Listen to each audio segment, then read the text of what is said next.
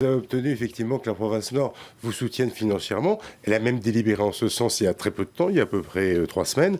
Et vous avez déjà reçu 1,2 milliard. Est-ce que vous aurez assez avec cette avance en compte courant pour finir l'année, pour 2017 et en règle générale pour traverser la crise? Oui, c'est un support que la province nous a accordé pour le groupe Sofinor SMSP, et dans lequel elle s'est élevée à 1,2 milliard pour la première fois. Mais il faut savoir aussi que les remontées du côté de SMSP pour tout le développement du Nord a toujours été appréciées. Et par conséquent, là, c'est pour la première fois qu'on est aidé, mais c'est une question de... Est-ce que ça va suffire? Pour le moment, oui, ça suffit, puisque nous n'avons pas besoin de plus. Pour l'année, mais alors pour l'année prochaine et 2018, puisqu'on dit que la crise va s'éterniser. En principe, l'année prochaine, on aura une amélioration du côté de l'usine déjà, puisque l'usine dégage déjà du profit. Donc, il y a des revenus de dividendes qui peuvent couvrir.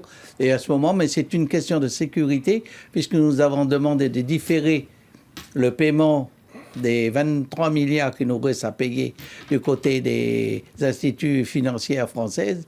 Donc, on a demandé de différer 5 ans, et pour assurer que la province puisse suivre ça, c'est dans le cas de besoin. Si la crise continue, et là, à ce moment-là, la province a voté, mais il n'y a pas de somme d'inclus, puisque ce n'est pas aussi sûr qu'on aura besoin d'1 milliard pour les années à venir. Vous avez pu renégocier la dette auprès de l'AFD et de la BPCE, c'est-à-dire que vous avez pu rembourser le capital, mais seulement les emprunts. Oui, on a remboursé le capital, puisque c'est leur volonté de vouloir participer dans cette usine. Et là, vous avez réussi à différer ce remboursement du capital. Bien sûr, puisqu'ils ont voulu participer dans cette affaire, dans lequel ils nous ont encouragés à participer. Là, un autre problème se pose, c'est la Corée maintenant, parce que pas de dividendes en 2015, sans doute pas pour 2016, parce que c'est une année encore plus mauvaise que 2015.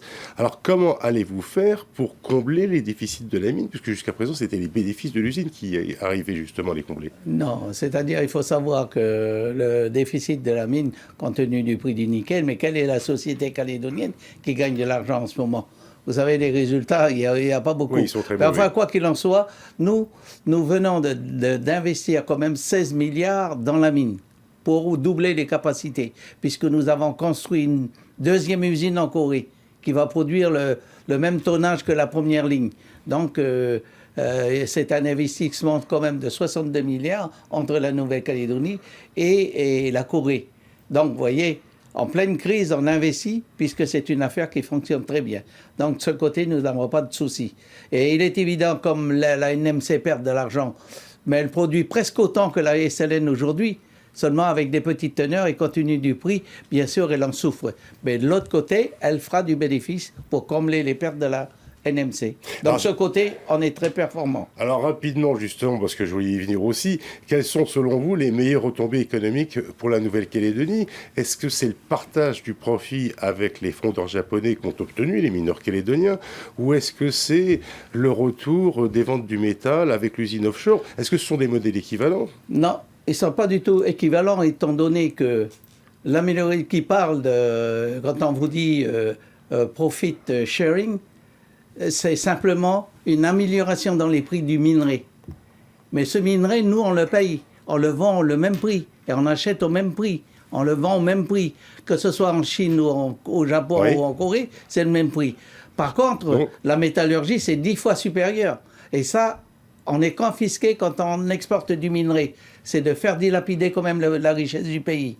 Alors, la priorité chez nous, c'est l'usine du Nord. Ça sera le mot de la fin. Merci beaucoup, Henri, donc d'avoir répondu à notre invitation. On reparlera de l'usine du Nord prochainement, puisque Glencore doit rendre sa décision au mois d'octobre.